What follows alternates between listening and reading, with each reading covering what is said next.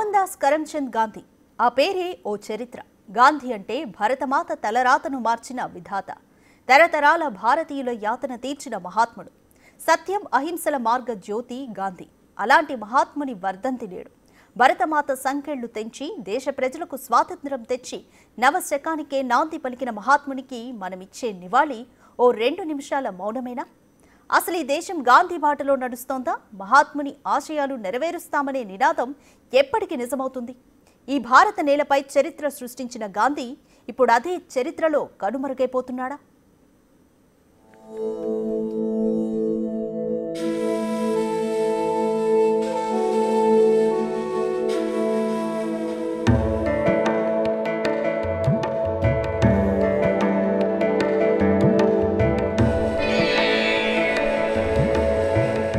జనవరి 30 గాంధీ మహాత్ముని వర్ధంతి.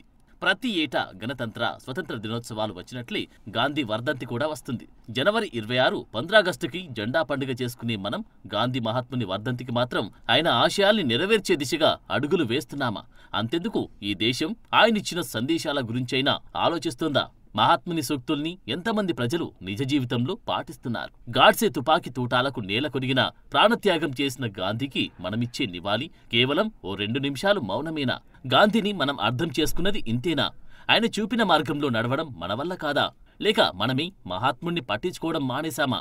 75 ఏళ్ల స్వతంత్ర భారతదేశంలో గాంధీకున్న ప్రాముఖ్యత ఎంత అనేది ఇప్పుడు ఖచ్చితంగా చర్చ జరగాల్సిన అంశం.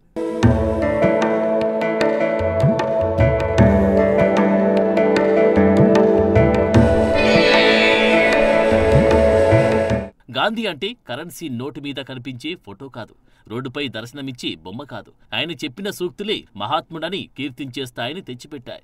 భారతదేశమంతా బాపు అని పిలుచుకునేలా చేశాయి. శాంతియుత ఉద్యమాలతో అహింసా మార్గంలో అత్యున్నత శక్తిని ప్రదర్శించి భరతమాత సంఖ్యలు తెంచింది గాంధీవాదం.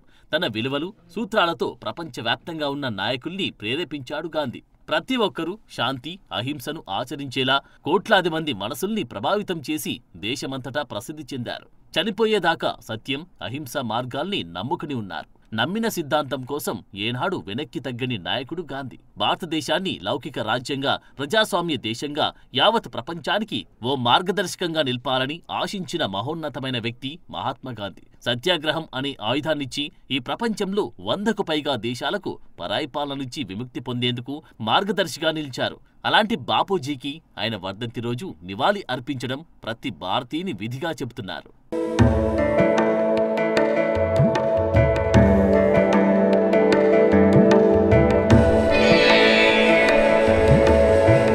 సత్యం, అహింస మార్గంలో నడిచినప్పుడే ఈ ప్రపంచం కొత్త శకం వైపు అడుగులు వేస్తుందని, అసమానతలు లేని సమాజంగా ఆవిర్భవిస్తుందని చెప్పిన గొప్ప దార్శనికుడు గాంధీ.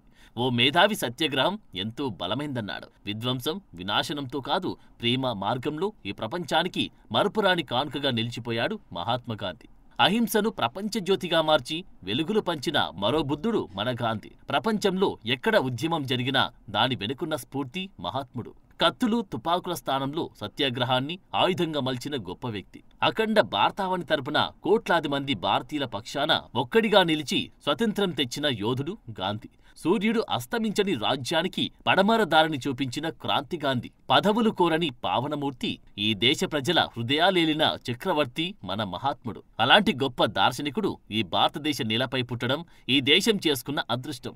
అందుకే ఆయన జాతిపితగా మనందరి గుండెల్లో నిలిచిపోయారు. చివరి శ్వాస దాకా సర్వజనం హితం నా మతమన్నాడు. అంటరానితనాన్ని, అంతః కలహాల్ని అంతం చేసేందుకే నా ఆయువంతా అంకితమనే మాట మీదే నిలబడ్డాడు. స్వతంత్ర భారత నేల మీదే నేల కొరిగాడు. భారత చరిత్రలో ఎన్నటికీ చెరిగిపోని పేజీగా మిగిలాడు. కానీ అదే గాంధీ ఇప్పుడు చరిత్రలోనే కనుమరుగైపోతున్నాడనే చర్చ ఆందోళన రేకెత్తిస్తోంది.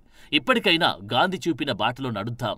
మహాత్ముని సూక్తుల్ని, సూత్రాల్ని నిజ జీవితంలో పాటిద్దాం. నిజమైన భారతీయులుగా నిలుద్దాం. అసలైన భారతీయతను ఈ ప్రపంచానికి చాటుదాం. ఇదే గాంధీ మహాత్ముడికి మనమిచ్చే ఘనమైన నివాళి.